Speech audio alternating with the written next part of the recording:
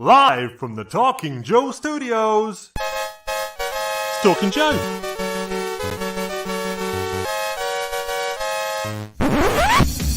Talking Joe is on the air.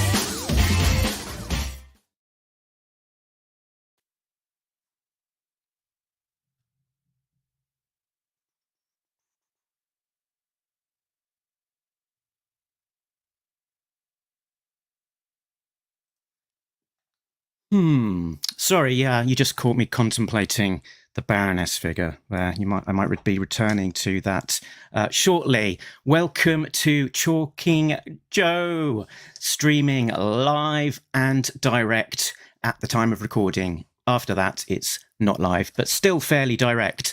Today, we will be taking our second look at the G.I. Joe 40th anniversary special, which this amazing recreation of the classic issue 21 Silent Interlude by a host of G.I. Joe artists from the pantheon of the IDW legends, let's call them. Why not? So we will be talking to them very briefly. You can also interact with us. So you can leave a message for us and we'll see it. So you can leave a message to me, Adam, Casey, Andrew. We'll see it live. I might have just dropped a little clue as to who will be joining us. So a few people are watching live. Oh, we've got Da Cloud, who is, I think that is James and Thomas. And we've got Diana Davis. Hi, Diana. Great to have you on board as well. So without too much ado, let's introduce who we will be talking to. First up, it's the man, Adam Richards. Hello. How's it going? Good. It's another copy sold. All right. Well, at least in the hands of somebody. So we've got the stats. We've got at least, I think I've got evidence of at least 5 copies of this out in the world 5. Now. At least 5. Great to have you on board, Adam. Let's bring some more people into the stream. Next up, we have got Casey Maloney. Hi, everybody. I got mine. What? At least 6. At least 6 now. We've got evidence. So we had Casey on not too long ago. We were talking about his issue 289 in our podcast, Behind the Scenes. Yes, so sir. great to have you back. Nice to meet you. It's what's always more surprising to me than a guest joining us on Talking Joe is a guest joining us for a second time. Oh. So that's good. It's another returning guest. It's the man, Andrew Lee Griffiths. How are you? Hi, how are you? Just singular Griffith though, not plural. That was me doing the lisping rather than yes, a Griffith. Stop. Yes. So again, returning guest. We had you back when just after issue 286, the Storm Shadow Untold Tale had shortly come out, and you talked about that as well as your experience of the Murder by Assassination arc, and since then you've had another issue out. So have I? Yeah, you have. It's this one. It's yes. It's just the October Guard one. Yeah. 290, the October Guard. So maybe we'll talk about that in a little bit as well. Yeah. But I'm doing this at a slightly later hour than normal in somewhat dark south coast of England. Where are you guys talking to me from today? Let's start this direction. Andrew. If we're looking at the same Adam. grid as you, I am coming to you from the Tampa Bay area of Florida. Nice. I'm in Southern California, Ventura, California. I'm in Pennsylvania. Very good. And you're it's in these interesting locations now. So my eye is sort of slightly zooming in on the array of things, sort of ordered very precisely behind Adam. So Adam, let's talk about the space that you're in briefly. So I spend most of my life in this space at either the desk that I'm looking at now that you can't see, or this computer here. where I work all day, surrounded by oodles and oodles of plastic. This is a case full of the complete Kenner 1977 to 1983 vintage Star Wars figures. Up here, we've got a Save the Clock Tower Back to the Future poster, the original cover, Larry Hama's original cover art for Real American Hero 161 next to the printed cover. Oh, wow. Here is a 27 by 40 G.I. Joe the Movie Theater poster. Here is a variety of G.I. Joe card art that I did, but certainly not all of it. Devil's Due Cobra Law poster, some Mattel wrestling figures, some modern era G.I. Joes, a NECA Stay Puft Marshmallow Man, G.I. Joe Ford America. Did I cover it all concisely? Here's a bottle of New Coke. New Coke. For display purposes only. Yeah. Excellent. And Andrew, you're in your is it your workspace with your studio? Like my office or studio, whatever.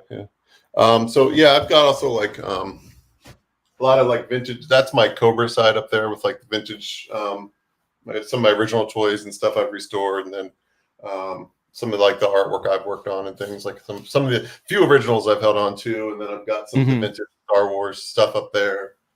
Some of my original Transformers below it, and then up above me, it's a bit of a challenge to move my computer, but it's more like the Joes and stuff. And then I've got some more Star Wars. I'm sorry, some more Star Wars and Transformers stuff over there, but my Rattler and stuff. So it's just kind of a mix like G.I. Joe, Transformers, and Star Wars stuff. Excellent. I was admiring on Twitter just the other day some of the photos that you'd posted of your setup. Someone reshared that. I'd taken a picture of my setup. Yeah. Yeah, you had the it was basically like all the classic 82s in the base. Yes. It's just that's for me. It's the classic year. Yes, yeah, for sure. Like I went through a phase during the lockdown where I was like collecting reestablishing my collection of like the original straight arm ones for some reason. Oh wow! Okay. Mine to just get all the straight arm ones, the original 12 with the original first year vehicles, because most of mine were broken. So over the years, excellent. So, yeah. And Casey, do you have your own sort of G.I. Joe kind of museum behind you? This is my Shotgun Shack studio here. So this is where I work all the time. My computer's right here and stuff, and I draw right here on the table and paint and everything. Yeah, I don't really have any toys or memorabilia around here right now. I got my little artist mannequin. That's about it. It's got a busted leg though. But yeah, wherever I can work, I squeeze it in. Wherever space I got. Excellent. And I think we've got our final guest of today lined up in the waiting room. Do you want to give a thumbs up if you're all set? James? Thumbs up. Excellent. Let's add him in. Here we are. It's it's the man who's worked on probably more issues of G.I. Joe than anyone else apart from Larry Hama.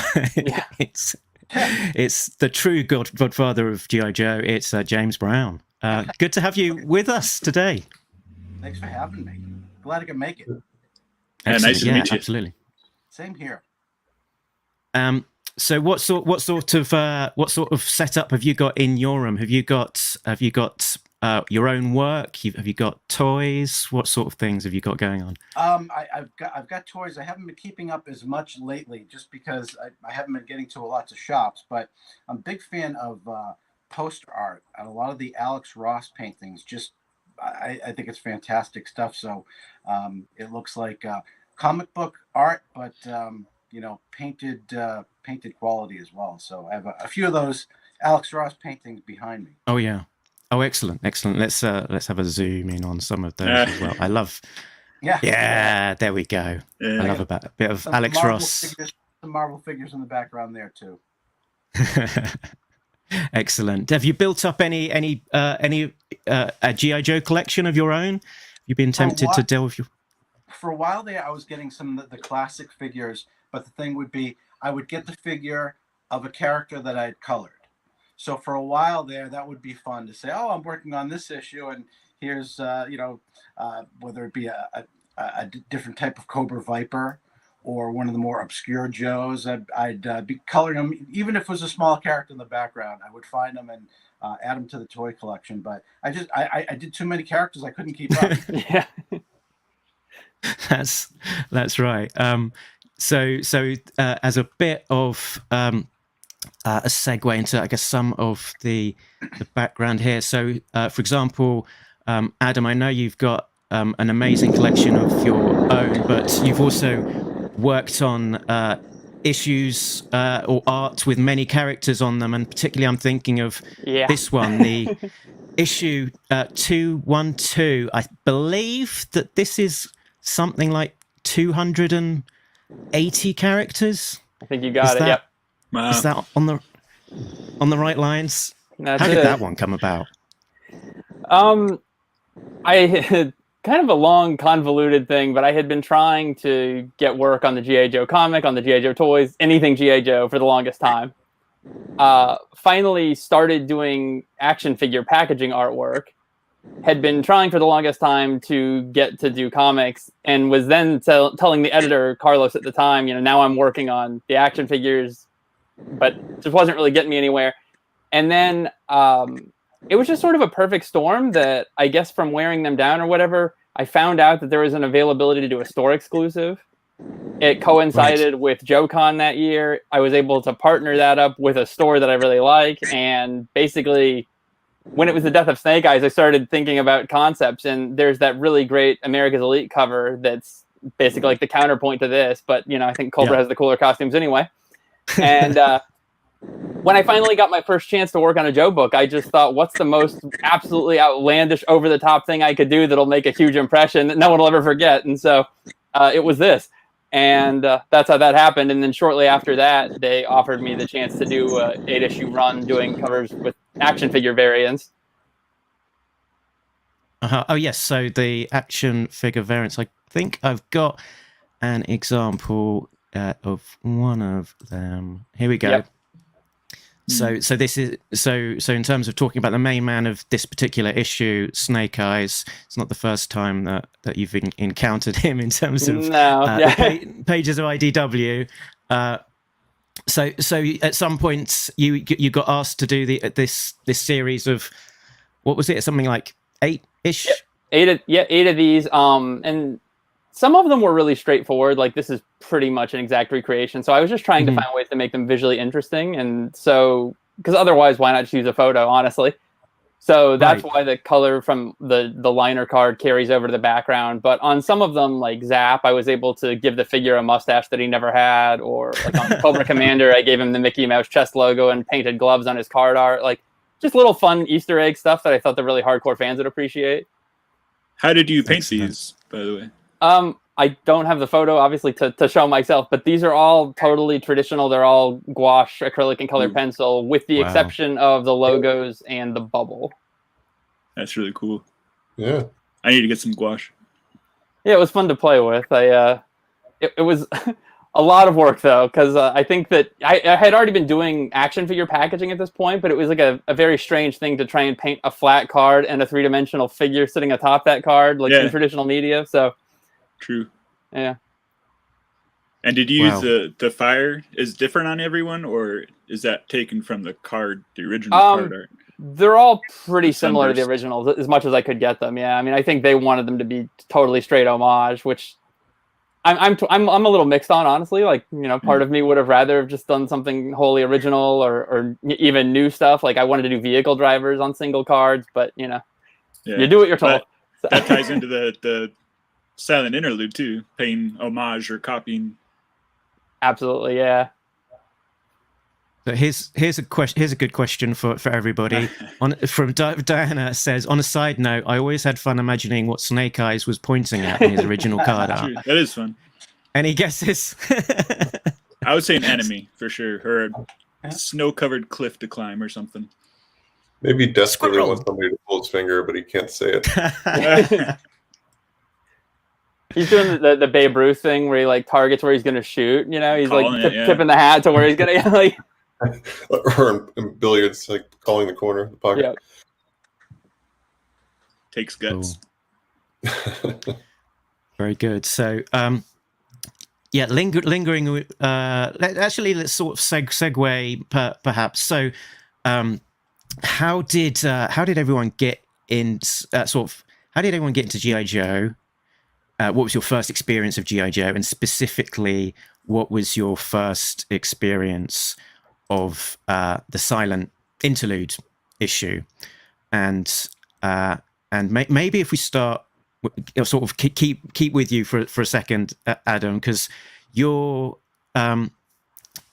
either look sort of incredibly youthful, or possibly you got into GI Joe slightly a slightly different period to the rest of us. Because I guess in terms of when that golden period hit and how old a typical toy consumer was, there's a bracket there, I think, for the typical GI Joe enthusiast. So yeah, curious to hear how you first encountered it, because it might not have been in '82. I didn't exist in '82. I think I'm sort of a second wave GI Joe fan. I think if you look at the fandom online, it's really like there's that like 82 to 88 ish window, and then there's that like 89 to 94, and I definitely fall more into that bracket. So the first figures I remember getting as a kid were probably, I mean, I don't know the exact date, but let's say like late 89, early 90, somewhere about there. I definitely would have come into the brand probably by way of the Deke cartoon. I don't know if I was the cartoon or figures first. Comic definitely was after. I think it was just one of those things, though, that it's like once I found it, I was instantly hooked. And unlike a lot of kids that, go through changes and outgrow things and stuff, I didn't. I never, ever stopped G.I. Joe, ever. So that's how this happened. And I think that it was an interesting thing because in a pre-internet world, like I'm watching these reruns of Sunbow and I'm picking up back issues and I'm wondering, why are there not toys of all these obvious characters that there should be, like Destro and Baroness, and so then it started to become, newspaper classifieds, flea markets, yard sales, comic book stores. And that's when I started, hitting up friends' older brothers. And this is how I eventually started to piece together all the stuff that I was missing. But yeah, and kind of same deal with the comic. Like, I don't remember exactly what my jump on point was, but I definitely have distinct memories of finding like random back issues and like multi-packs or like pharmacies, grocery stores, stuff like that. So it really wasn't until much later, like probably in my early 20s, that I was actually able to read the story in continuity, because like at the time I was only able to find what I could find, so I had handfuls of one issue here, one random issue there. issues. Yep. So, between that and file carts, there you go. So that's that's probably right around the time that I jump on. I mean, I'm obviously those issues are before that photo is probably around 1994, if I had to guess. So those issues are probably already 3 or 4 years old at that point. So not sure where I got them, but I'm proud of childhood me for knowing to bag and board his stuff even then. That's why I still have those very issues to this day. I like the headband too. Yeah, I don't know if I was going for a quick kick or what was happening there, but you can spot a battle copter and a piranha in the background there. Yeah. So it's at least 1993. I hadn't clocked that. Yeah. Yeah. And you sent me another photo. Oh. Let's share that at the same time. Yeah, so just ignore my bad hiking sandals. But this was on the front page of a newspaper in 2005. This is just a little more nerd cred. I was digging through quarter bins trying to piece together the final remnants of my collection then. So it's been a real lifelong love affair with all things G.I. Joe. But the comic took a real long time just because the avenues to acquire them weren't quite as easy. That looks fun. Oh, and the guy that's sitting there right now is still my best friend to this day. And a fun fact for the viewers, that ultimately became the model for what would become my packaging art for the Ghost Rider Jonas Jeffries figure 20 years later. So. Cool. I was only looking at that just a little bit earlier. Excellent. So if we continue down the column. So Casey, what about you? What was your sort of into G.I. Joe, and specifically, when did you first encounter issue 21? I would say I'm kind of in a weird bracket too. I was born in '81, so it was definitely peaking around then. I would say, but I was too young for it. Yeah. Then I was too old for the later stuff too. I feel like when that all blew up too. But I definitely had toys and stuff. I liked the cartoons and everything, even if I was a bit young for them. But I remember playing with all the toys and stuff. I never got into the comics, actually. I did read Silent Interlude years ago, and really like it just because I like pantomime stories, like no words sometimes. So that one really stuck with me. So I was happy to be able to draw a page from it. That's for sure. But yeah, I don't have any. I'm not much of a collector of things. I don't have toys. I've got comics and stuff, but I did miss the G.I. Joe comics, unfortunately. But I'm learning to appreciate them now. That's for sure. Absolutely. So, Andrew, what was your in for the G.I. Joe comics, and specifically, when did you first encounter issue 21? Well, I was first into the toys. I remember that was my first exposure. I saw them on a store shelf and got my parents to get me some for my birthday. And then the comics, I don't think had been out yet. And my first experience with the comics was my cousins always were a little bit older than me, and they had I don't know, like imported Japanese robot toys and Micronauts and things that were just a little bit before me. And they had some of the early G.I. Joe issues. So when we go to visit their house, I'd read some of those issues and stuff. But my first G.I. Joe issue was 23 or 24, the one with when they go to the swamp and meet Zartan and stuff, that era. Right. And I but I don't remember exactly where Silent Interlude kind of popped up in my life. My brother had a copy of it early on, so I probably just kind of read that as much as I could, and just remember it being a classic, groundbreaking issue. But I don't remember one specific moment where I discovered it. Okay. But yeah, I'm guessing that in the intervening years, you've sort of have digested it and probably left an impression once sure. It did. And I don't know why, but I always had this interest in recreating old classic comics. For some reason, the original Marvel Secret Wars, I always thought it'd be fun to kind of redraw those issues or classic G.I. Joe issues. So when this came along, this project, it was perfect for me because it's something I kind of always wanted to do. Not that I felt that I could improve on the original, but just for the pure fun of recreating it, I guess. Right. It's, thought that's already percolating sounds perfect. James, what about you? When did you first get the G.I. Joe comics on your radar, and did you encounter issue 21 specifically at some point before this? Well, my original G.I. Joe experience was the 12-inch G.I. Joes. I was born in the 60s, so my G.I. Joes were the full-size dolls with kung fu grip and fuzzy realistic hair. So and I had all of the G.I. Joe toys and equipment and costumes, and it was a blast. So the G.I. Joe comics of the 80s, I wasn't reading G.I. Joe comics in the 80s. I was reading other books, but G.I. Joe wasn't one of them. But when I started working on Joe professionally, when I started coloring the book, you can't be a G.I. Joe artist and not be familiar with what the silent issue is and what it means to Joe comics. So, and I read it early on, and I understood how significant it was and how unique it was, and being able to sort of do another version of it all these years later is just an honor, actually. Yeah, I've got in the comments, Scotty has chipped in, and this is sort of interesting, and it's talking to, I guess, the 40th anniversary aspect of this, that the intergenerational side of things, that you can be sort of encountering G.I. Joe at so many different points and iterative elements of it, sort of across the years, that it could be the 12-inch that Jay was talking about. It could be right in that peak of 82 when things were being launched.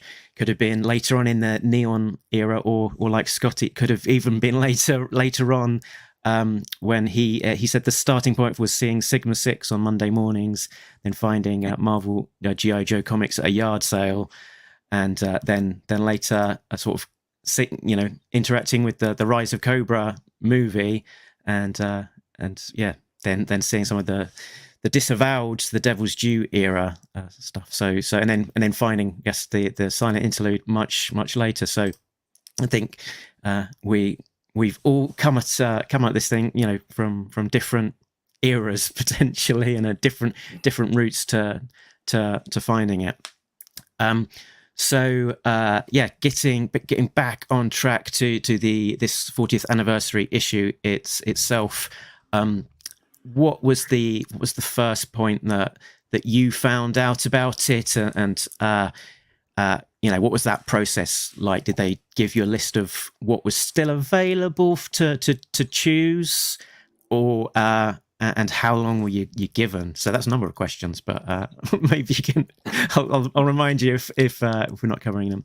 So Adam, what was the process like for finding out about this project? So I was prepared for this question, so I actually went and looked. So the night of January 21st was when I first heard about this. I don't think it had been solicited yet. I'm pretty sure. Otherwise, I would have known, because I'm a G.I. Joe reader as well as somebody that works on it. I started drawing it 3 days later on the 24th. I was wrapped by February 9th. Book was out April 13th. So fast, I guess, is the short answer to all of your questions. At the time that I was contacted, I was basically said all in one email, which I imagine was a form letter that we probably all got, said, this is what it is. Do you want to work on it? This is the rate. This is the deadline. And at that time, it was like everything's available, first come, first serve. And there was a PDF of the whole book, which I certainly didn't need because I have like 20 copies of it. But but if at that time, so everything was up for grabs. So I wrote back in like all of 2 seconds. I was shopping at a Target with my girlfriend at the time I received that email, and said yes, yes, and yes. And this would be priority 1. This would be priority 2. And I think the 2 pages I requested were the one I got, or the final page where the tattoo is revealed, which I think Ron Joseph ultimately got. Yeah. So first come, first serve. Get in quick. Yeah. Excellent. Casey, what about you? Oh, I can corroborate all that. I got the same email in front of me and everything on the evening of the 21st. Yeah. And I asked for 22. Yeah. and then 7, because 22 got taken. But I was happy with 7. Okay. Very happy with Excellent. 7. And I finished mine on inks and everything. Looks like took me like 4 days or something, I think, to ink it and everything, send it off. So pretty quick turnaround. I don't know. Yeah, there was a deadline, I think, but it wasn't plenty of time. Put it that way. Yeah. Yeah. And Andrew, what about you? Did you were you able to get in there with your list pretty quick smart before all of these other whippersnappers picked up their favorite choices? I had heard about it like months ahead of time because I was working on what's it called? What was it? Murder by Assassination. Yeah. And I realized, this year was going to be the 40th anniversary. So I had emailed Tom, the editor, and I was like, if you guys are doing anything for the 40th, I'd love to do like a wraparound cover or a big battle scene or something. Like I had done a huge, big Transformers like commission that has like 100 some characters on, kind of like the things that Adam was showing there. And I'd love to do something like that with G.I. Joe, like a big battle or something. But like I was thinking something like that could be cool. But he said, well, we have plans for a 40th anniversary thing. So when that comes along, we'll definitely get back to you. And then like he was saying, just that email went out with a PDF and, pick what pages you'd be interested in. And I like responded as quickly as I could. I thought I'd really want to do the first page, but I figured that would be taken. So I didn't even pick that. So I picked others. And they got back and they said, sure, you can do 22. So that was fine, but I was just starting to work on that October Guard issue, 290, I guess. And then I was busy with that, so I said, can I have some extra time? And a week or two later, they got back and like, sorry, we kind of mixed things up and double billed page 22, and Ron Joseph has it. So do you want to pick another page? There's 1 or 2 that are still available. So they gave me I could pick from what was left. So so that's why, like in the back of the book, they said, well, what we can do is throw in, if you want to still draw up what you would have done for 22, we can throw that in the back of some pencils. So yeah, I can. While we're talking about it, I can flick to that particular page. I think it was. There we go. 21. 3. Oh yeah.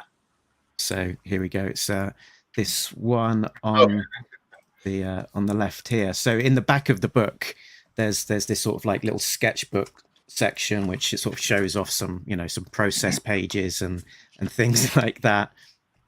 Yeah, it sort of prompts the question. It's like, oh, we've got an extra page here as a bonus content, which is the only page that I guess we've got twice. So it's a very cool to see it. So that's the story. Is that is that you end claw there? I was using as reference. Wait, that was my original one. Like in '83 is like an Easter gift or something.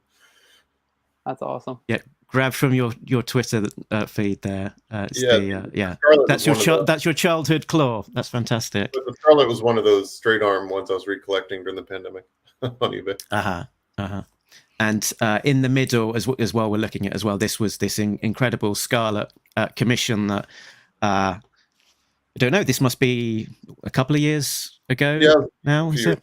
Years back before I had done any G.I. Joe issues. Yeah, just for some reason I was suddenly getting a batch of like G.I. Joe commissions coming in. I love that. That's really It's yeah. No, you know what that was? I know what that was. When the pandemic first happened, everything locked down. There was that charity thing where comic artists did pieces for comic stores to help keep them open and stuff. And I put up like as an option, like a G.I. Joe character, a Transformers character, and like a superhero team or something. And that was the G.I. Joe one. That's what that was. Yeah. Yeah, excellent. Yeah, a lovely bit of synchronicity as well that we've got this kind of silent interlude adjacent piece that that you produced. Which they should have put that as a bonus in the book, shouldn't they? But there we go. Can't do that. And we've got a comment just come in. It's breaking news. I think I'm the only one missing out on a beard here. So I don't know. As long as it's a few more days of work, I think, to work on that. It's just the comic artist lifestyle, Cool. We're all reclusive. Yeah, we're all like Obi-Wan Kenobi. Living in caves. And then Jay, of course, you didn't get to pick a page because you had to do them all. So I'm greedy like that. Tom Waltz, our editor, informed me this year I'd be loaded up with as much Joe as I could handle. So I'm fortunate that I got my hands on all of them, which was fantastic to be able to do. That's I didn't have to choose one particular page, so that was kind of a special treat. Excellent. But I feel like it needed you as a common thread through all of them as well to kind of tie it all together. For sure. Because that definitely happens. But it would have also been interesting to see 22 different color styles or different rendering styles. I mean that would have worked as well. But there's something to be said for unifying palette and style that sort of it helps with the storytelling for sure. I try to adapt to all the different art styles that are in the book too, so it would look good with. I try to have the color style work with every artist's particular talent and style. I'm curious what your turnaround time was like, knowing that there was some people that waited so long to submit their page. Did you have like 3 days to finish the whole book, or? Let's just say I don't sleep a whole lot, so I mean, the pages didn't come in order. But that wasn't a big deal because we knew what the book was going to be. We knew what would happen from page 17 to page 18, and to know exactly what the scene would be in the story. But then you get the page from so many different art styles. It's trying to make sure that what you do ends up honoring what the artist wanted to bring forth. So, I mean, I've heard people talk about the color palette as being a unifying factor in the whole book, which I'm glad people see that, and I'm glad it works. Can I ask, did you find yourself like trying to stick to the original or trying to do your own different thing, or was there any like pressure there for you as far as there was no pressure because Tom just left it to me. He didn't express any specific preference for the way to go. But that was a big question because, the colors you could see in the book are the limited palette of the time. And some of the color choices are just very extreme. In some cases, they're just very simple. So I had to choose between going with what the original showed and replicating that, or going with something that might be a little bit more modern or more consistent in the storytelling. And I just decided to go with the more realistic style that I go with in the regular books, which is using color to help tell the story, but have it be fitting with what you see in the art. So I went realistic rather than homage to the classic book. I hope it works. I love the old coloring style, just the simple color plates and stuff. Like it's like pop art almost. Like this sunburst here looks like the packaging. Exactly. Yeah. Like that's so cool. Oh, sorry, I'm just got a bit of delay there. There we go. Oh yeah, that's the explosion on the top of the stairs. Yeah, no gradients or anything, just like cut out. If you line that up with the background that's on you right now, you can make the whole screen an explosion. Explosions everywhere. Just like lots of yellow. So cool. Like this one, Storm Shadow is just yellow and white in that one. Right. Really cool. Yeah, that's simple much choices. faster to do. I'll tell you that. Flat color is definitely faster, but it's not as easy as it seems. People think, oh, flat color, it's an easy gig. Yeah. No, it's not as simple as that. And, well, I guess as I was going to say, I guess as well, sort of differentiating the color from the original makes it more of, I guess it makes it the modern retelling, but also differentiates it from that original. We've still got the original issue 21 that exists. So by coloring it in the kind of the more modern style, it's, I guess, making this more, of a piece of it itself.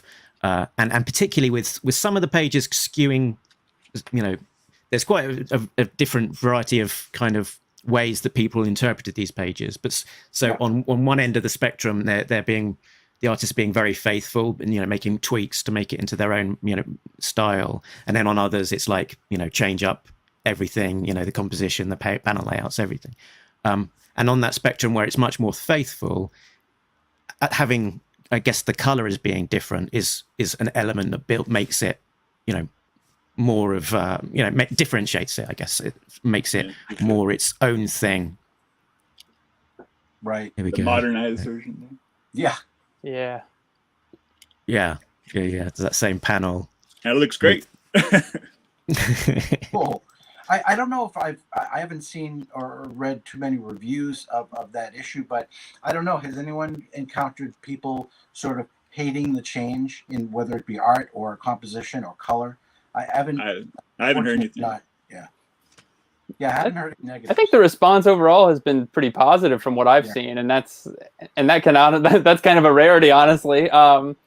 Because I think that everyone knows it's an anniversary book. You're never going to replace the original. I think that we all came into this certainly knowing that. But I think the way you handled the colors was really the only way to handle something like this, because art styles are not what they were then. I think that back then line weight was so much heavier, inking was so much heavier because they were compensating for the limited color palette. And I think that you have a lot of artists now that don't ink at all, that use very light line weight because they're expecting the colors to carry the heavy lifting. So if you didn't approach it the way you did, the book would look totally disjointed. Like some people totally over render things to the point of photorealism, and some of them are like barely filled in at all. So you kind of needed someone to come in and handle that. Yeah, I think to that point, we were talking to Billy Penn about his page, and in the original, this falling trooper's eyes, didn't have that same pop. But I think the printing color technology at the time meant that actually it wouldn't be able to cope with that level of subtlety in the coloring process. Sorry, Jay, I think you were about to reply, and then I talked over the top of you. No, that's a good point about the eyes too. I mean, big wide open eyes that you have to zoom in and make sure that they pop for the reader. That was a fun page. So Diana had a question for you about the coloring. So the question was, is there any difference in coloring so many different styles to coloring a single artist? Do you think you approached it in any sort of different way for trying to accommodate all of these different styles of art? Definitely, because there, with all the different art styles present in the book, different art styles. Adam makes a great point about different inking and line weight. So every page was a different artist, and I wanted to make sure that the way I colored it didn't sort of get in the way of what the artist was trying to do, or that obscured what they were trying to do. I mean, one good example is, say Kezama's page, very, very different style of very graphic, harsh inks, much different than, say, something that Netho did, which is more traditional comic superhero style art. So I just wanted the color to not hurt it, not interfere with what the artist was trying to do, and it always comes back to telling the story, using the color not to show what great Photoshop skills you have, or not to show how you can use such a filter to make something look jazzy. It's using the color to help tell the story, and to be part of the team, like everyone else is trying to tell a good story. Do you use mostly Photoshop? Yeah, exclusively. I mean, I started out back in the old days in the 90s, when I was working for Valiant or Milestone or Defiant or even Marvel, with Dr. Martin's dyes, hand painting colors that you used in a color guide or were shot directly from the boards. And then things changed in the 90s, and you had to keep up. And I taught myself Photoshop, and I think that is probably what most colorists use for digital coloring, though there are different programs being used now too. Clip Studio Paint, I think, is pretty popular too. But being able to work digitally, it's kind of fun to be able to zoom in and really get detail done. But then again, that means you spend a lot of time zooming in and spending time on it. So sometimes I miss the old sable hair brush, and just the way watercolor soaks into paper, and the happy accidents you get when you touch the brush to the wrong color in the wrong way. Yeah. You got. Yeah, sure. It's that analog goodness. Yeah.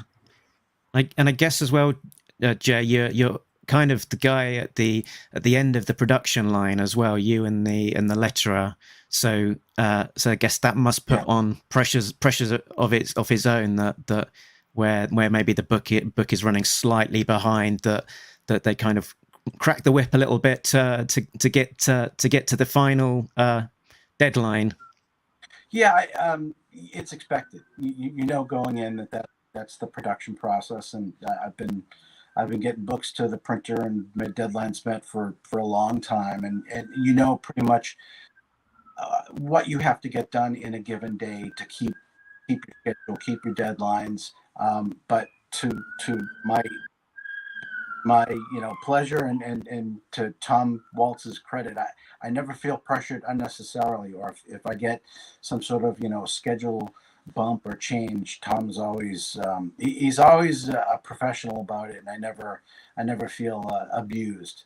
But there are realities of monthly publishing that you just the printing schedule at a certain point forgives no one. So but I think people delivered these pages timely. There were always pages coming in, and I stayed on top of it because I hate feeling like I have to pull an all-nighter or a rush any artist's page, because they put plenty of time and love into the page. I wouldn't want to rush through it. I guess there was probably a steady drip of the pages as the individual artists were completing them on their own slightly different schedules, and the benefit there wasn't 22 pages all from the same person all landing on the same day.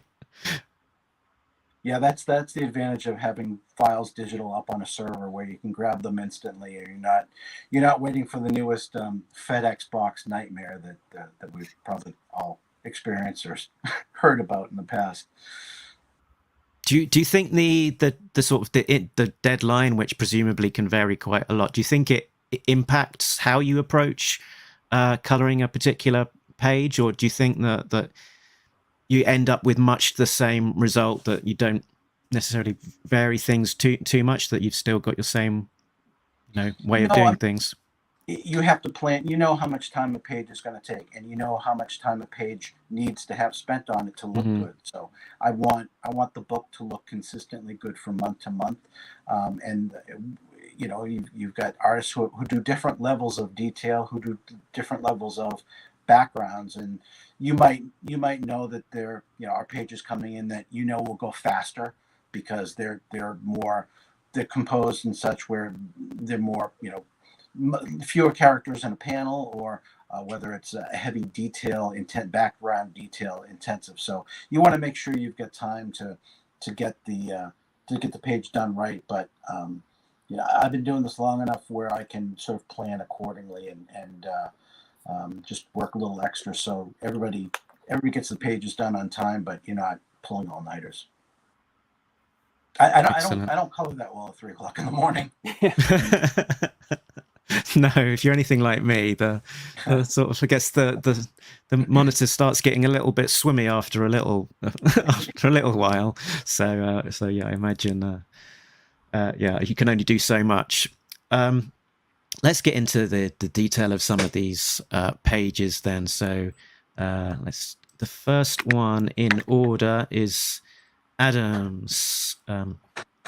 So I guess the common kind of question when that you guys sort of must have had when presented with this challenge is, how on earth do I approach this? How do I make it different enough that it's not just tracing the original page, and but it's still doing, it's different enough, but it's still honoring the original kind of issue. So did you this idea for this page of using action figures in the art, is that one that sort of arrived fully formed for you, Adam?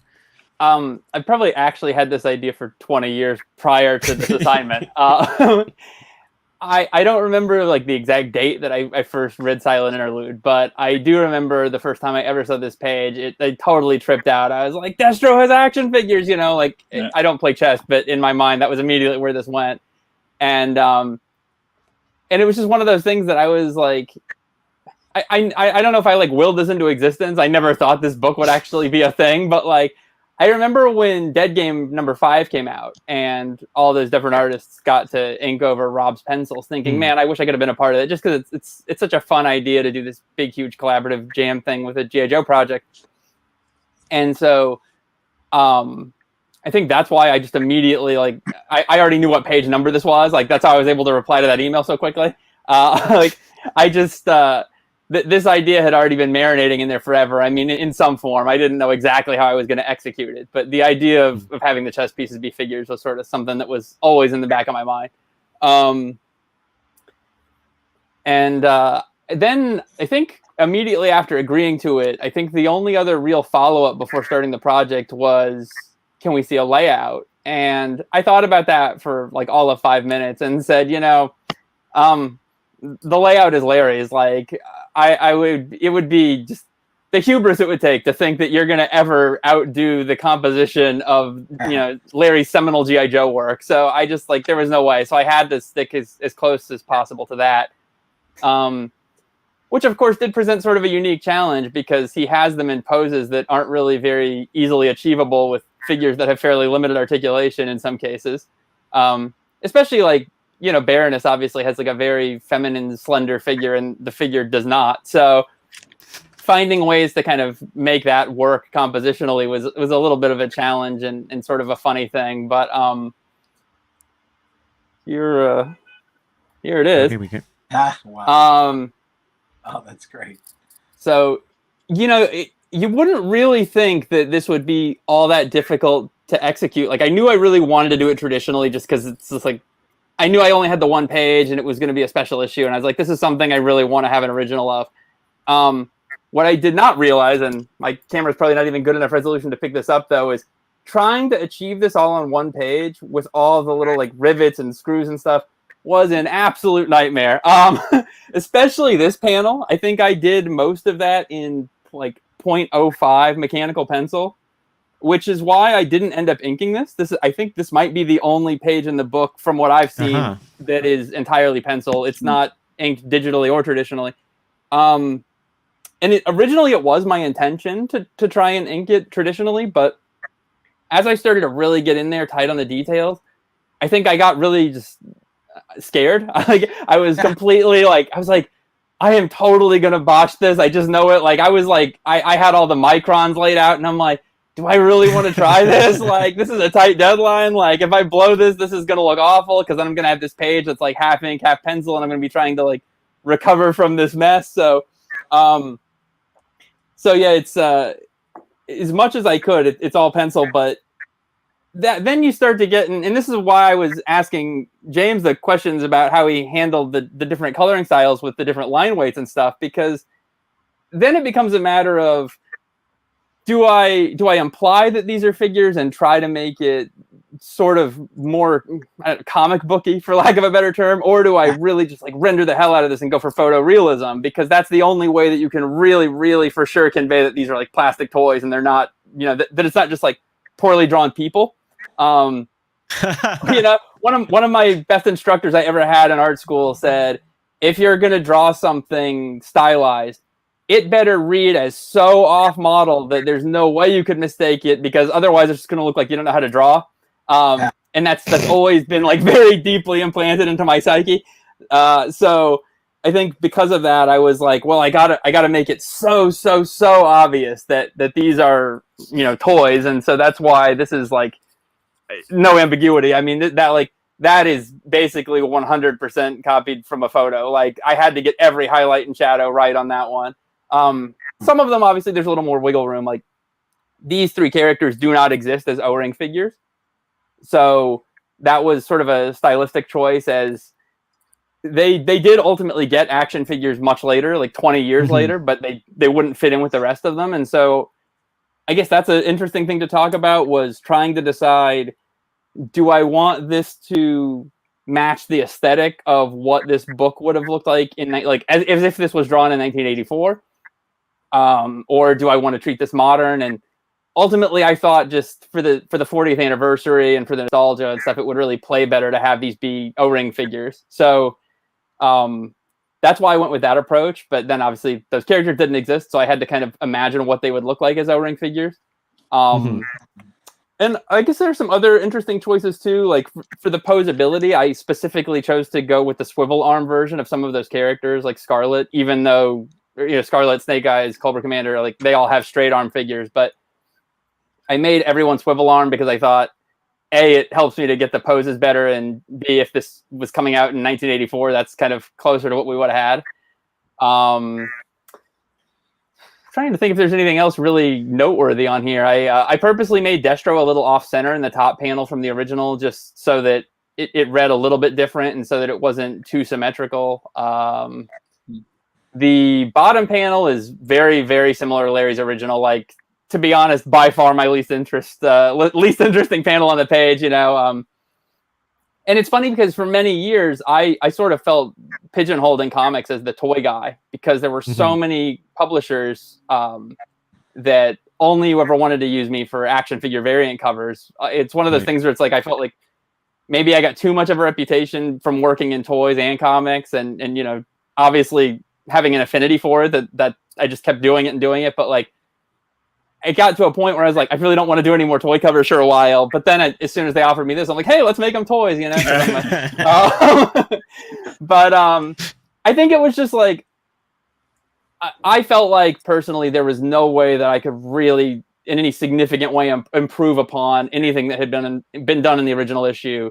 So the only other thing I could think to do with it was, well, what's something that honors the original but is, would be a surprise for the fans. It's sort of out of left field. It doesn't really alter the story content in any way, but it gives you a fun visual. So I think that's kind of where this all came from. And I guess the only other maybe little thing is that I I think I might be either the only one or one of very few people that signed their page. Uh-huh. And I can't remember who did it. I want to say it was Tom Scioli, but I totally stole that from Dead Game, because when I was looking through that book with all those jam pages, I was like, oh, you could sign a page? Like, you know, so, and when I realized it made it to print, I was like, well, why not? So, but yeah, I think So that covers it. In terms of process, so did you lay this out digitally and then print it in Blue Line? And no, so there's no Blue Line. Lightbox for a lot of it. I mean, some of it is just totally my own take. Like Destro in panel 4 is totally me. I use my own hand as a reference for the panel 2 and 3 because obviously it's a slightly different vantage point than Larry's original. Same with panel 5. That's totally me. The actual figures are really where it got into the more tricky, like, staging of actual figures, photographs, lightboxing, just trying to, like, especially that first panel and the second panel was just such a difficult thing to try and achieve and not have it look wonky. Because, like, it's one of those things that I think when you're dealing with flat color and a more simplified line style, you can really get away with murder as far as, like, perspective and stuff and not having it look strange. But when you start getting into real serious, like, heavy rendering, it starts to look very wonky to the eye. Like, you can just tell something's off. So trying to get that perspective believable, but also not straying too far from Larry's original page layout was definitely a challenge, especially in panel 2, because, like, that perspective just it isn't entirely accurate. Like, between having those figures be standing and laying down and still getting that exact angle. So a lot of it was, like, compositing, like taking multiple photos, playing around with them in Photoshop, playing around with perspective, and just trying to sort of cobble together something that I thought really worked, and then lightboxing that, and then just once I kind of had that layout figured out, just spending a small eternity rendering and just trying to kind of clean it up to where it looked normal and natural to me, and not too photo referenced, even though it obviously is. Just trying to, like, get it to look believable without just looking like I took a photo of toys. You know, trying to.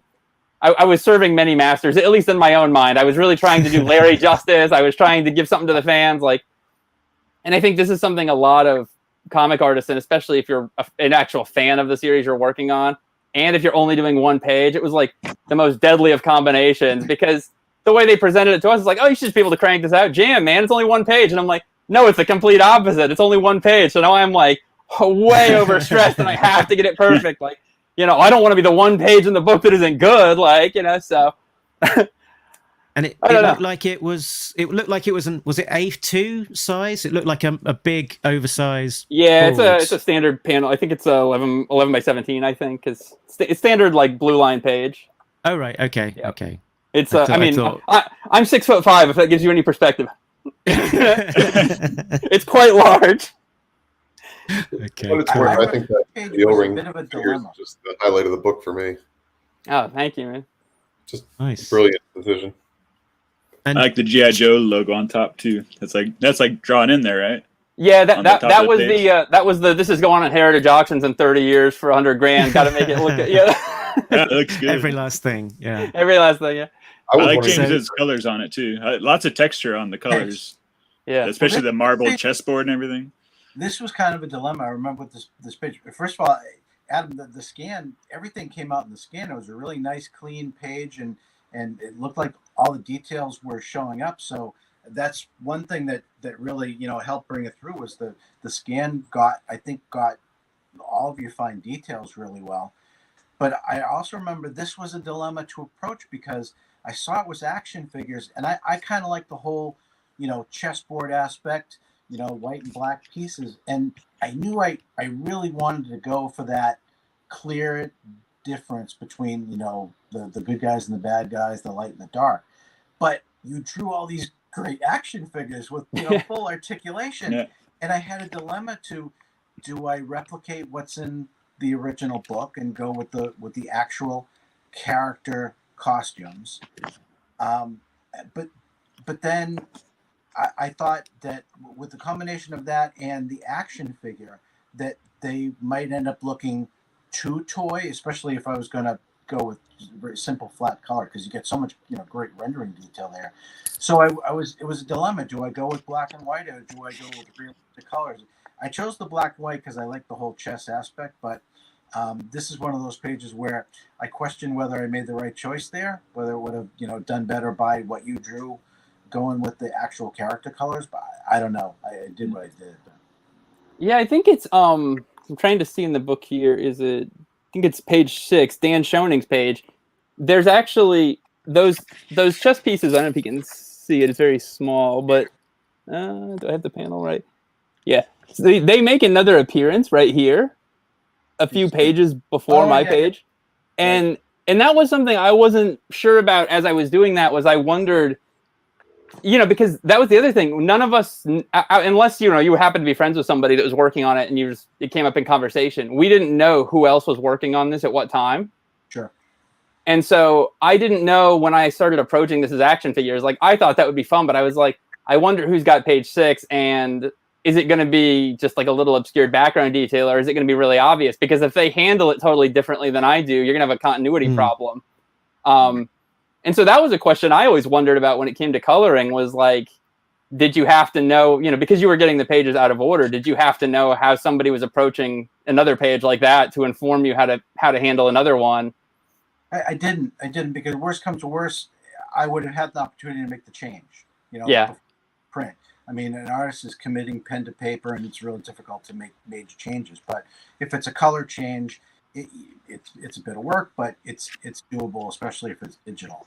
So that didn't matter as much. But that previous page, with figures that tiny, it would have been difficult to have every bit of the figure match the costume color. So sometimes distance equals detail in coloring, especially. You don't want to just over render things that are going to be tiny at print size. Yeah. So that didn't matter as much. Ultimately. Which one did you color first? Say again? Which one did you color first? Oh, jeez. Let me look. Hold on. First. I was also wondering, Jay, if to what extent the fact that Adam had done this in pencil, to what extent that made a difference to the way that you approach the coloring process. I think I did Adam's page first. The fact that it was done in pencil didn't matter as much because what happens is in the process when you take your scan and you add the colors underneath it or on top of it, and then you put it all together, everything sometimes problematically, but everything darkens up. So you don't want things to look too blobby and the fine details of the art gets lost because people are spending time on that. But no, the fact that it was pencil, especially, the way Adam did it, I mean, it's nice, tight, dense pencil and everything shows up. It's not sketchy or, looking like things are faint, everything's strong on the page, even if it is a pencil page. Okay, and we had, I think, one more question on this from Diana. She says, how many messages have you had, Adam, offering to buy the page? Genuinely a lot, like at least 20. But I've let go so many of my originals over the years that I think when I see guys like Walt Simonson or Eric Larson that have retained all their originals over the years, and like obviously this is an anniversary book and it's a derivative work, so it's never going to have that same impact that the original Silent Interlude has, of course. But and G.I. Joe fandom now is not what it was in '84. I fully acknowledge all that, but like I think I've gotten a little more hip to like, unless I need to keep the lights on that month, like I shouldn't just be letting the stuff go the second I finish it, because you just never know. And like, but also completely separate of the more practical, boring adult reasons. Like I'm a fan and I love G.I. Joe, and it was something that I would have dreamed of doing this page forever. So like the fact that I actually got to do it, like I'm not really one to have like a whole museum of my own stuff everywhere, but like I am proud of this page and I'm happy to have the original. And if somebody comes along with an offer one day that, boggles my mind, like I'd consider it, but I'm not in any rush to sell it. So, whenever I tell people like, I'd consider it, but I'm not really looking to, and they say, well, give me a ballpark. And I do, that ends that conversation real quick. So I'm very happy to just own it for the time being. It seems unlikely that that someone else is going to treasure it as much as you are, to be honest. Well, they certainly don't. They will never in their collective lifetime spend as much time admiring it as I did drawing it. So if we're going by that, it's probably better staying with me for the time being. And Andrew, your page is framed and on your wall, right next to your guitar. So I guess it's one of the few pieces like I decided to keep for myself, and I'm not even happy with my page. So it's like, but it's just having to take part in this. It was so cool for me that I kept it for that reason. Yeah, I think framing it is an expression of intent that at least you're going to be holding on to it for a little while. I moved back into my house after years overseas, and like I just had a bunch of stuff that I always wanted to get framed and actually put up and make it look like a nice space. So that was part of that. I was like, I wanted different things representing different of my interests and parts of my career and so forth. And while we're on this subject, Casey, where's your page currently residing? Not with me. It did get sold. It got shipped up north, so I don't have my page. But I was kind of thinking, but that was going to happen anyways. I had a few people like offer it, even like sight unseen. Like before this even came out, they said that a few people emailed me like, "We see you're going to be on this. Would you sell your page?" And I turned them down. But yeah, now I got enough. I worry about the art in my house. Like, if it's going to get destroyed or something, like someone else is going to take better care of it than I will. I'll tell you that. And I can always draw another one if I wanted to. So, I mean, I do treasure them. I got plenty of art stored away in places and stuff but I don't know. I like having art go out and live a life somewhere separate from me. Like, I don't know. Rather than being stuffed in a drawer in my bedroom, I feel that. I think part of the thing for me was specifically with keeping this one is that it's so rare I actually get to do an original for G.I. Joe. Like most of the G.I. Joe work I've done is digital. So I think that was another reason why it was kind of cool to... I went through a phase of doing digital, but now I try to do all analog just because like it is nice to have it. Like, to make it in front of you. And I draw better analog, I feel like, too. Have any of you had the situation where you sold a piece and then unexpectedly years later you saw it? I just got into the game of selling stuff. Like no one has really wanted my stuff until G.I. Joe, so I don't really have much stuff out there. I did a convention in Australia and a friend invited me to stay at his place. And like I went into his office, he was showing me his collection of his geek stuff. And like here, one of my pages was on his wall that I forgot I had even done like in 2014 or something. Wow. I forgot that page existed. But cool. I got friends with my art, but not like comic book art. Mostly commissions and stuff, but not like published art, I would say. It's always nice when people like share on social media, like commissions you do on framed on their walls and stuff too. That's nice. Unless you don't like it, and then you're like, please take that down. Yeah. That's always the case. Yeah. I've heard that story of artists who sort of every time one like their very early work, comes along for a signing, I can't believe people love, like this stuff. I feel. Yeah. The next thing you do is always going to be better than the thing you did before. You do those like free comic book day sketches that you're churning out like 40 in one day, giving them to kids and stuff, and then you see it turn up like years later on Twitter or something, and it's like in this place of reverence in their house, and it's like a napkin doodle to you, and you're like, oof, I can't believe my name's on that. Glad they appreciate it. Yeah. And no matter what I do, the more time that passes, the less happy I am with it. So. Always, yeah. True. Okay, let's have a look at your page, Casey. So let's get it up on screen. Here we go. So yours is page 7, which is the one of Snake Eyes parachuting down and landing on the Cobra sigil. That kind of shot was turned into a statue, the Snake Eyes and the Cobra Snake statue. So yeah, it's sort of, I guess, interesting that it's a very similar layout in terms of the panel structure, but it's a kind of it feels like a kind of a more modern take on it, and you're trying to do something subtly different in each of those panels. Well, it's like Adam said, the layout's like you don't want to change the layout. It's perfect, like anything I would do to it would just screw it up. And so mainly just tweak the perspective, I would say. Like Snake Eyes coming more at you in the first panel. I think the third panel's tilted up a bit more. The fourth panel's tilted up more, and the third panel's tilted down more. And the second panel's pretty much, I guess, zoomed out a little bit. But yeah, this one I just wanted to do super like heavy ink, like it's all brush. I don't think I used pen anywhere. I don't think. I might have done some of the lines on the snake for the hatching or something. But yeah, I went out and bought just the biggest piece of watercolor paper I could find because I wanted a nice textured surface. So it just soaked up all the ink. So I used a lot of ink on it. So it's super black. It's like the super thick black ink that I love. Yeah, and I just wanted, it's like, I feel like it's the most silent page of Silent Interlude too. Like there's no sound. Like even you would never put any sound effects in it. It's just like heavy black and just sneaking and being Snake Eyes. And I just wanted Snake Eyes all to myself too. But I did a little Snake Eyes.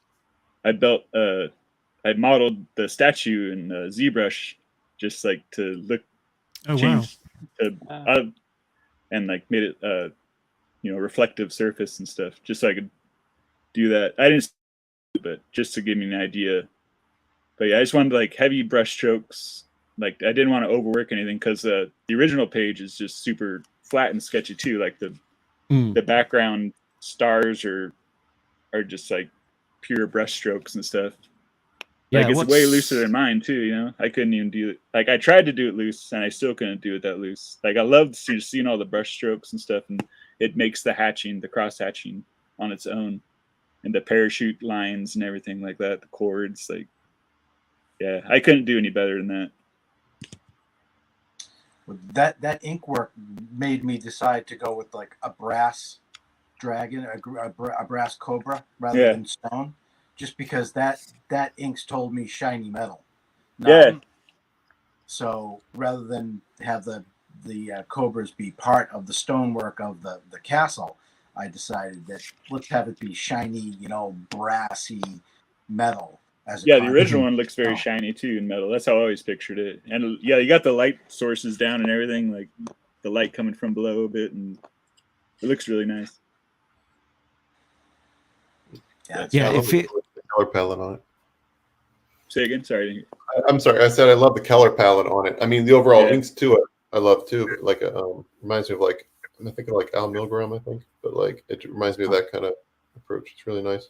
Thanks. Yeah, I like the color on Snake Eyes' legs too, where it's like gradients up into that lighter gray and stuff, and the boots are a little bit shiny and stuff. Yeah, the old blue lighting trick. They fall for it every time. I love the rim lighting. Yeah, it's all about the rim lighting. It's just the theme. It's like, how do you tell people it's night?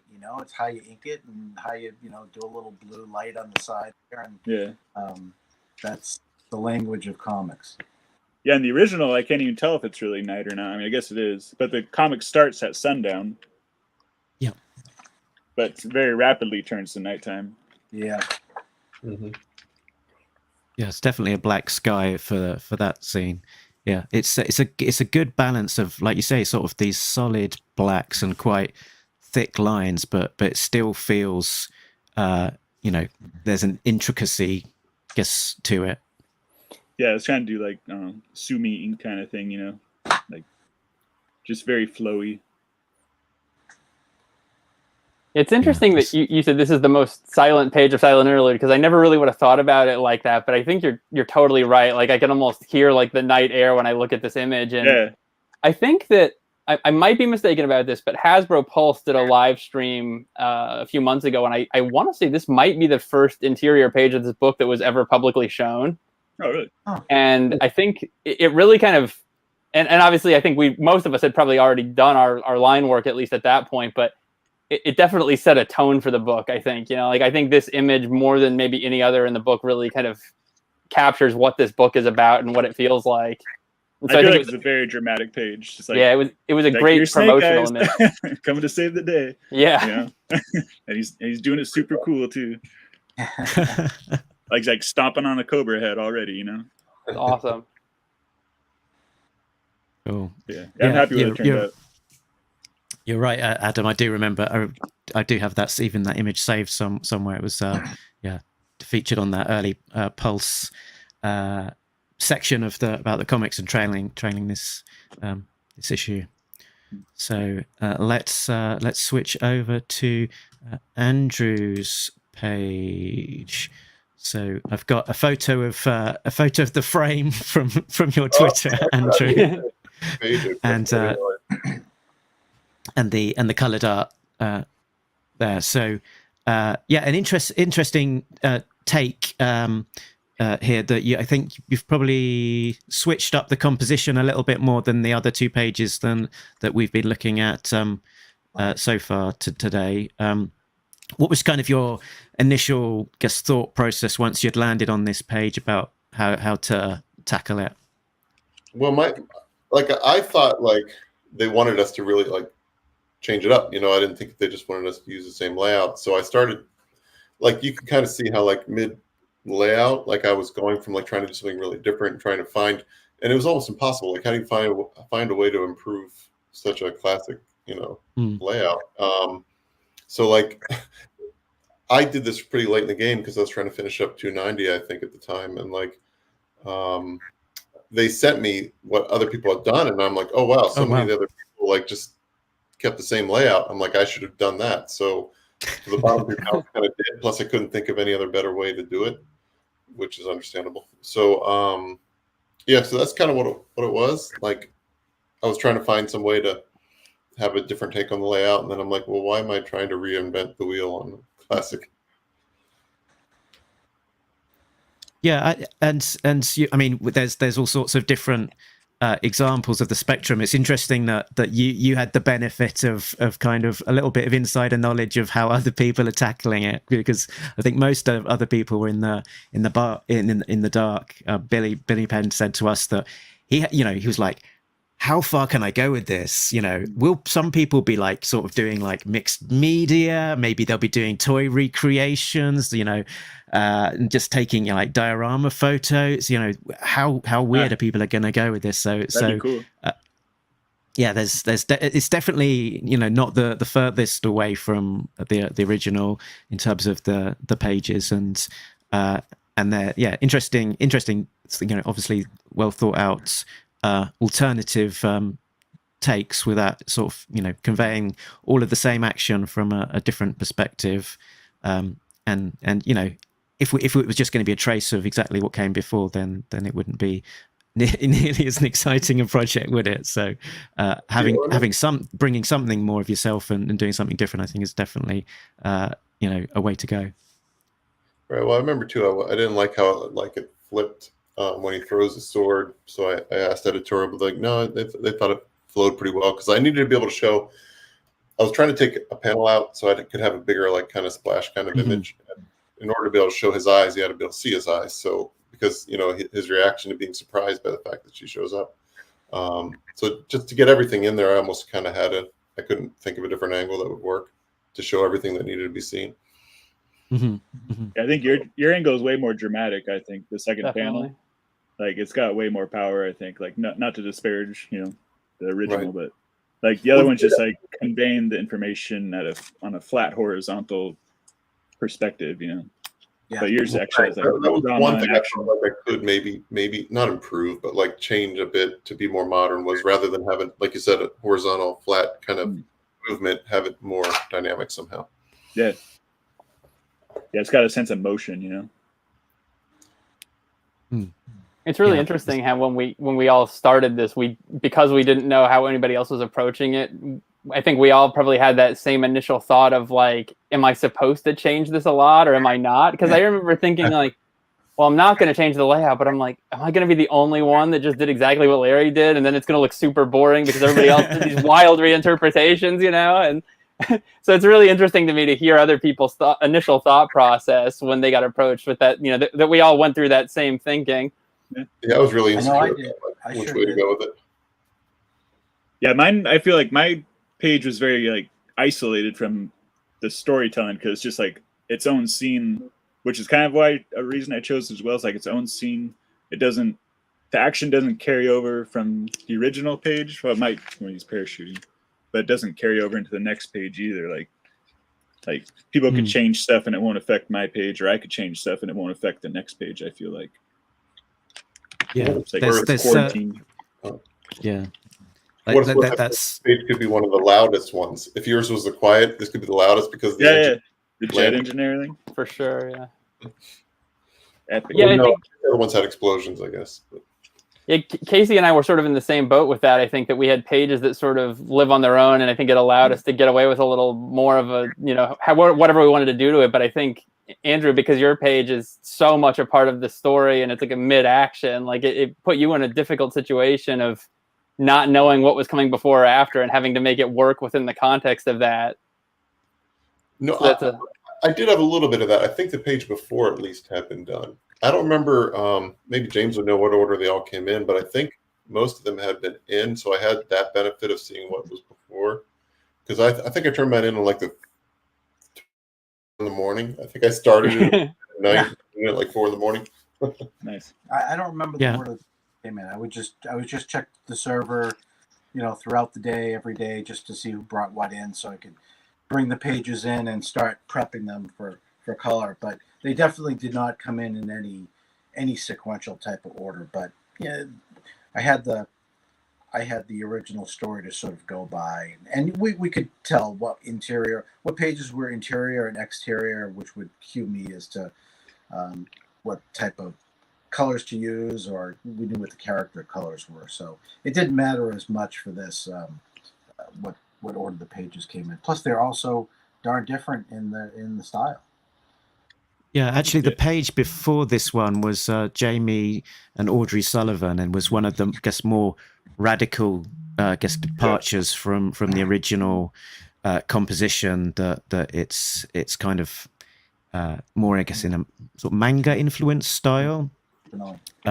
So it's interesting that that page kind of is a definite flow of story in terms of that chase of that sort of the interaction with Storm Shadow, Snake Eyes, the chase, the claw coming down. But it still works and it flows, and the fact that we've also got the original in our mind's eye as well means that we can kind of, I guess, fill in some of the differences that might otherwise kind of occur if it was something completely new. Well, the story on that page too is what I remember is Jamie hated his first turned in page. Oops. What he did, and basically asked for a redo. And because there was time in the schedule, I said, I've got other pages to work on. As long as they're in by such a time, okay. If you want to redo it, that's fine. It's I'm not gonna have to recolor another run through on the page. But I guess he really did not like his first version and did a wholly different layout for this final version, and definitely manga influence, which is fun, especially with Scarlet's expression. Yeah, he really plays with the borders and stuff. Yeah. Yeah, and that little close up of the swords, that's kind of like a very kind of manga-esque kind of touch, isn't it? That's added too. That's a new panel. Oh yeah. James, when you were coloring this book, were you doing this simultaneous to working on the ongoing title as well? Yep. So did you find it difficult to jump back and forth between color palettes between the books, because this book has such a unified, consistent palette throughout, to go back from the whatever environment the current ongoing might be in to this, where a lot of it's set at night and is using similar colors throughout? No, because this palette is essentially the G.I. Joe Real American Hero palette. It's colorful storytelling. The character colors are consistent. Scarlet, the colors I use for Scarlet on this page are colors I used for Scarlet in issue what issue are we on now? I don't know which one you're on, but yeah. 292 or so. Yeah, the colors are the same. I use the same colors for Snake Eyes or Storm Shadow, or whether it be in the monthly book. So no, the using the color palette wasn't really the challenge. It was the style of coloring, the style of rendering I use, making sure it worked for the artist.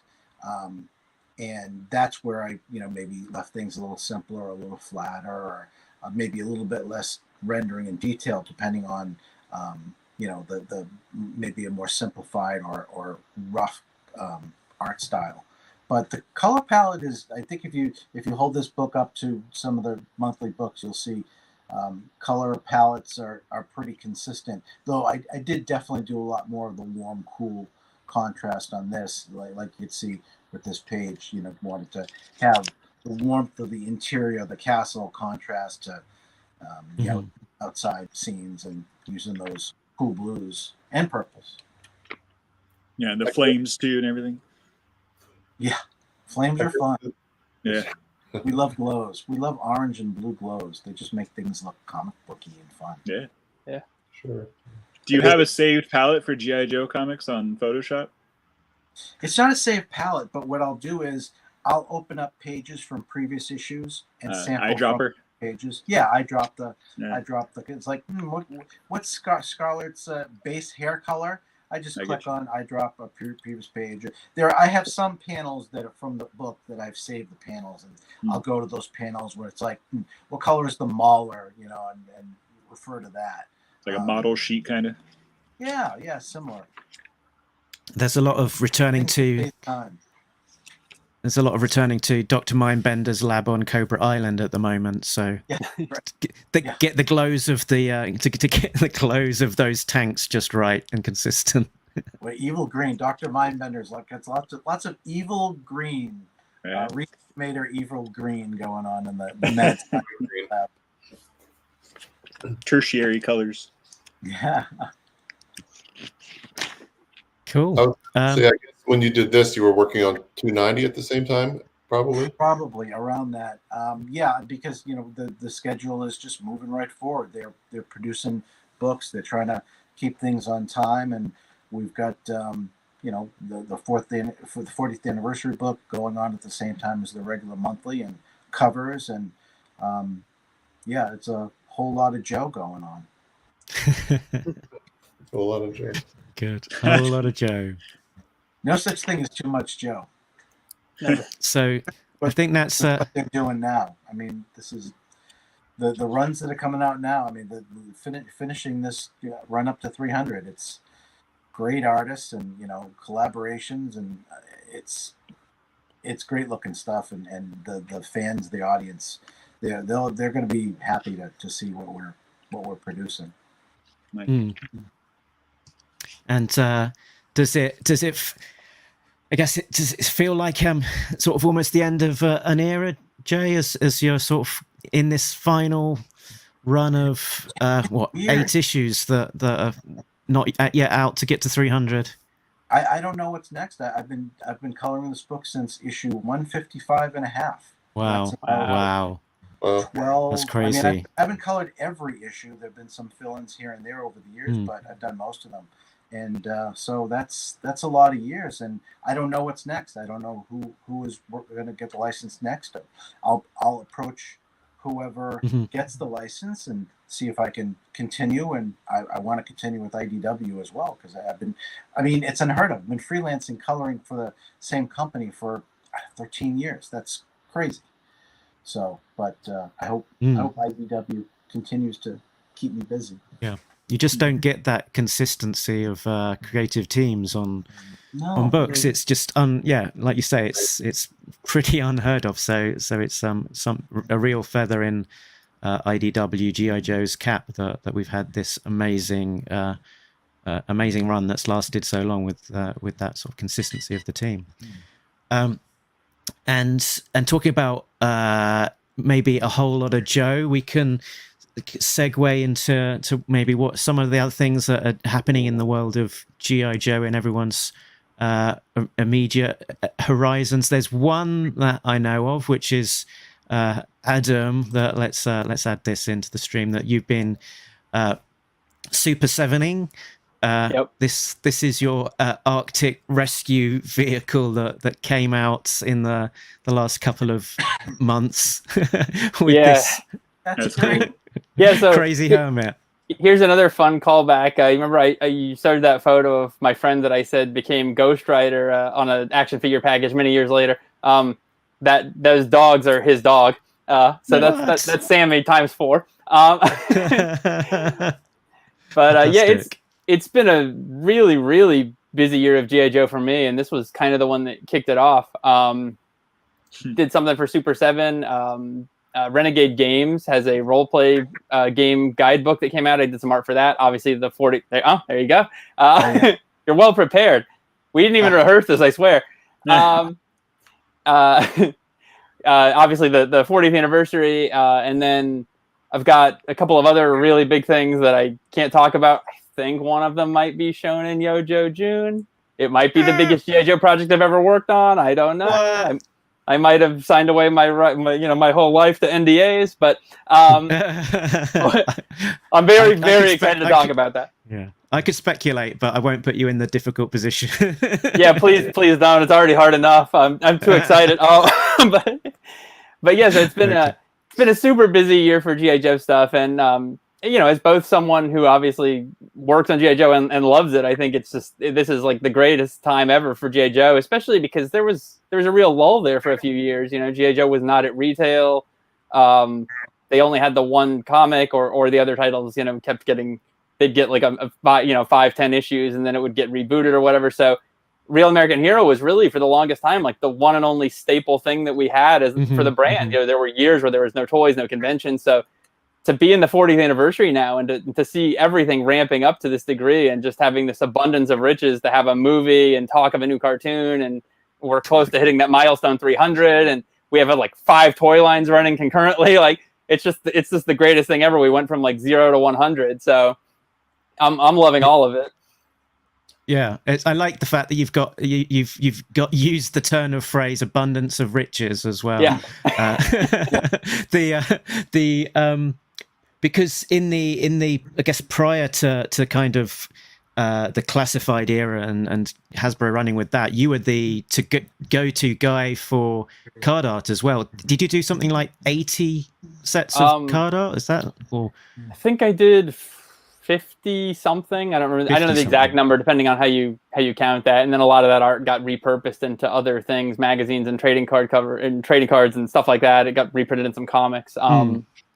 But yeah, I did. I mean, pretty much from 2013 to about 2018, any new like non-repurposed G.I. Joe card art you saw was coming from me.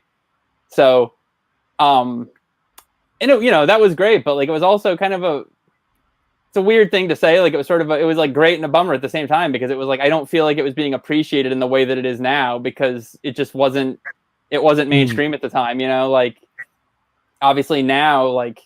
Because it was under the Collectors Club umbrella rather than and like I know that obviously there's supply chain issues and stuff, but like you can go to a retail store right now and find G.I. Joe. Like there's been a movie within the last year, so just G.I. Joe as a brand I think is much more on the public consciousness than it would have been during those years. And so and now we got Larry. There we go. One of the examples of your final card art from a very special project, I guess. Yeah, that actually. I might even have one of those. I told you I had stuff everywhere. Here you go. Look at that. This actually was not a Hasbro project, but I had been approached a few years ago about this from this company, Fresh Monkey Fiction, and I guess they had asked Larry if they could work on an homage to him and make an action figure of him, and he signed off, obviously. And so I got tasked with doing this, and it was sort of a funny little anecdote, I guess, but I wanted to be really, really sure, because obviously, if it wasn't clear, I have the utmost respect for Larry. I think we all do. So I reached out to Larry and I said, hey, I just want to make 100% sure. I know everything seems like it's on the up and up, but just for my own peace of mind, I want to make sure that you agreed to this. You did sign off on this, you're totally cool with this. And I said, and if that is the case, I said, do you have any kind of photos you want me to base this art on? Because, I want to do your likeness justice. So obviously some people think some photos of themselves are more flattering or whatever. And I didn't hear back. And I waited and I wrote him again, and I was like, I really want to make sure, like, I don't want to do this without your blessing. And I didn't hear back. And so finally I wrote him and I was like, okay, well, like, I'm sorry, but like, I have to start this. So like, I'm just going to do what I'm going to do. And I hope you like it. And then he writes me back and he says, yeah, I signed off on it. Here's some pictures. And he sends me a folder that's got like photos of him wearing sunglasses, photos of him holding a sword in front of his face, photos with long hair. And I'm like, I I don't know what to do. I can't use any of these. So I just tried to do what I could, and he actually didn't like the first pass at it, and I was really like at a loss then because we were getting down to the wire. So I took another shot at it, and then from what I heard, he loved it. So hope that's true. But anyway, yeah, that was a pretty cool, fun little thing to get to do. I believe it's the only action figure that's not Tunnel Rat that's actually Larry. So that's kind of a neat thing. I've been slowly over the years building a small collection of action figures of comic creators. Like there's that Marvel Legends Stan Lee figure, and it's a fun little side set. It's a niche. Yeah, so cool. I got to be in that collection now. It's really well rendered. That jacket and everything. Yeah. So yeah, it's just been so much of my life revolves around G.I. Joe in some way. I mean, even like I think when you did the last recording with Robert and Billy, the reason I couldn't be on was because I was at a G.I. Joe toy show. So I sort of live, eat, breathe, sleep this stuff. So it's a great time to be a fan, really, and not just for selfish reasons, but because legitimately it's just it's just so cool to have all this new stuff and to be excited about it.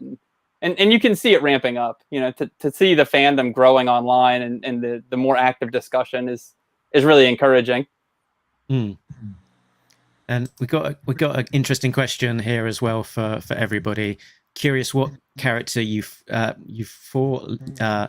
like most to draw. So and we could make it broader as well. What would guess be your dream project? So which character do you most enjoy a chance to take a crack at drawing, and what would be, I guess, your ultimate G.I. Joe project that could come along that you could get involved in? Who wants to take a crack at that first? I got one. Believe it or not, the character that I like coloring the most is the character that wears white, Storm Shadow. I always love, even though it seems simple, it's like, oh, the character wears white. I always love when I render that character and how complex white can be, especially when you're showing shadows and folds. I love the design of the character, and I always love how when you do the combination of the skin tones, the warm skin tones with the white costume, I just always love how that turns out. So my favorite is definitely Storm Shadow. Excellent. I'll go the opposite. Go ahead. I'll go the opposite way and say Snake Eyes. I'll be the dark side.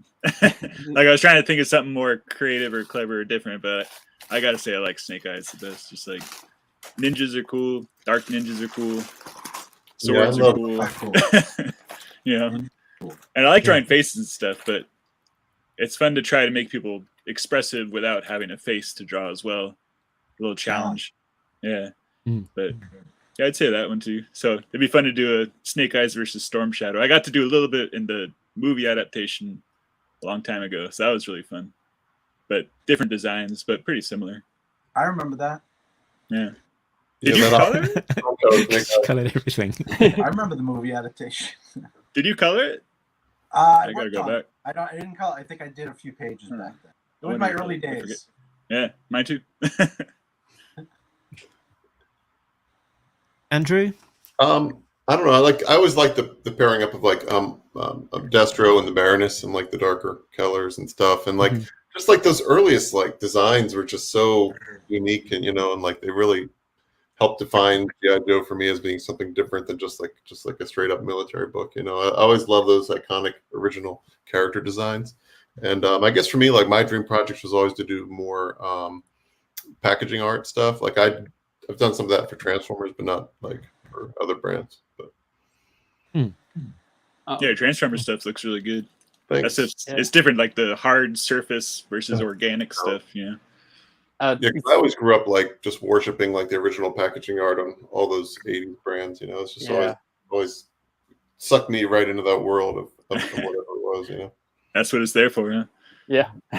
Yeah. Maybe Andrew, maybe you can answer this question. Why is G.I. Joe better than Transformers? Oh. Careful. Draw. You don't have characters like Shockwave that are just a circle for a face, and then you're told to make them emote. I don't know.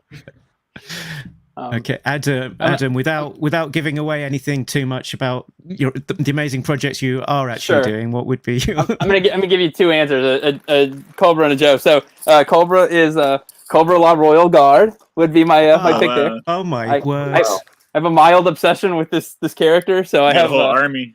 I have almost 200 of that figure. So I couldn't even count the number of bags that you had. Never mind the number of figures. 4, but so yeah, I'm going for 50 a bag. So I saw 3. So almost 200. So yeah, so that's the Cobra pick for sure. And on the Joe side, we got my my man Sergeant Slaughter. Those are my two guys. I mean, that would be fun to draw. But I love drawing all things G.I. Joe and Cobra. So but those are the two big ones. And Diana has a similar question. Who's your favorite Duke to draw, and why is it Duke? Well, she already knows the answer because she commissioned me to draw Duke one time, and I gave her I think it was he's wearing Tiger Force and asking why he would want to wear Star Brigade armor. So I there he is. There he is. We all got love for Duke. The wackier the better. Let's go Star Brigade. Excellent. So I guess wrapping up now, this is your opportunity to, I guess, plug anything. So starting top left, Adam, where should people go to check out your stuff? What should they be looking out for? Well, I can't tell them what they should be looking out for, but well, it's your opportunity to plug whatever, I guess. Follow me on Facebook and Twitter. Twitter, it's at Adam Rich's Art. Facebook, it's at Adam Rich's Art. Or that's my art page. I have another page that's just me. You'll know it's me because you'll see my face. I'm very, very interactive on all the fan forums and Joe pages and stuff. So feel free to reach out if you ever just want to talk Joe, ask questions that I didn't answer here, whatever. And hopefully within the next month, we'll be able to have something really huge to talk about that I can't yet. And also, I just want to take this opportunity because I know he's going to watch. I just want to give a shout out to our man Tim Finn that's not here. I'm a collector of Tim's art as well. He Tim. So let's shout. Missed the Zoom sorry. Let's do it again. Let's do it again. So that's great colors. I love the colors.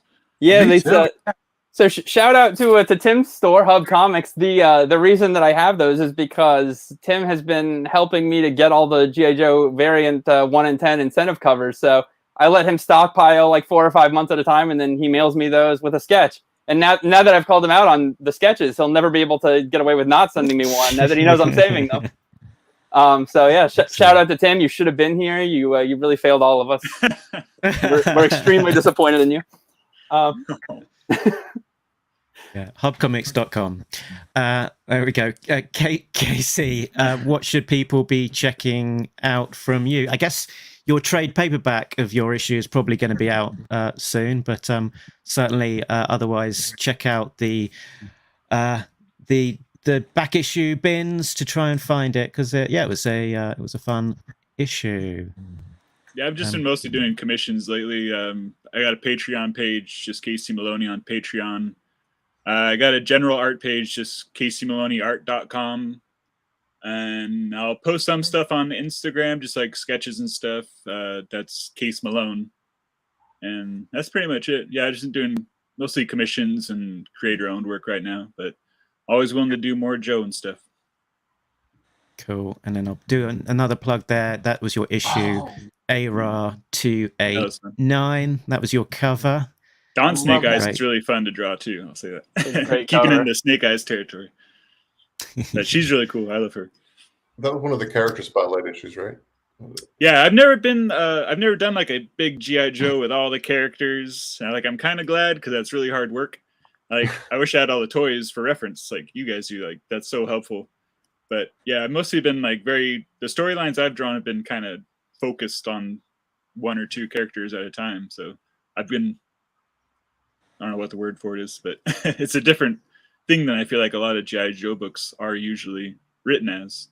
Usually far-reaching, huge ensemble, globe-trotting and all that stuff, which is fun.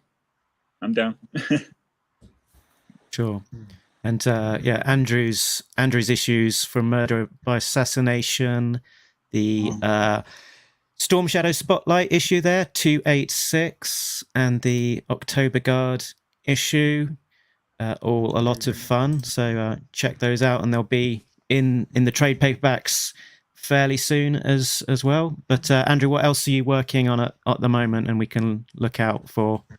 Well, I just, as you know, the Transformers license is ending at IDW too, so I worked on some of like the wrap up kind of issue storylines for that. So that's something I finished recently, and I'm about to start.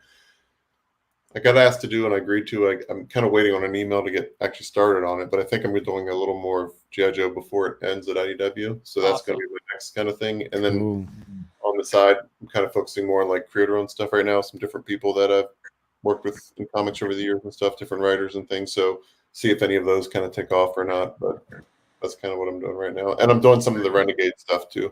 Some stuff with them. So. Oh, very cool. For the roleplay game. Okay, for the cards. Oh, the card. Yeah. Awesome. Nice. Okay. Look forward to card seeing art? some of that.